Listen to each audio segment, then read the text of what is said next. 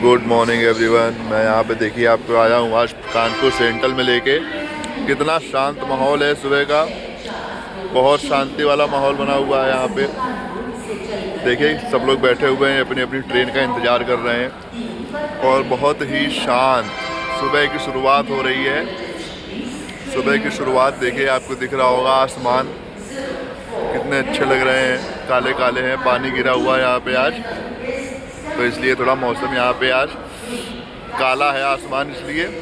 और अभी मैं यहाँ पे बैठा हुआ हूँ कानपुर सेंट्रल पे। यहाँ देखिए ये एक ट्रेन खड़ी हुई है, भारत की शान ट्रेन खड़ी है। और ये देखिए यहाँ पे सब लोग बैठे हुए हैं, सारे यात्रीगण खड़े हुए हैं, अपने अपनी ट्रेन का इंतज़ार कर रहे हैं सभी लोग। आप लोग भी आइए कभी कानपुर में और ट्रेन का आनंद लीजिए आके, कितना ही अच्छा है यहाँ पे। देखिए वाह।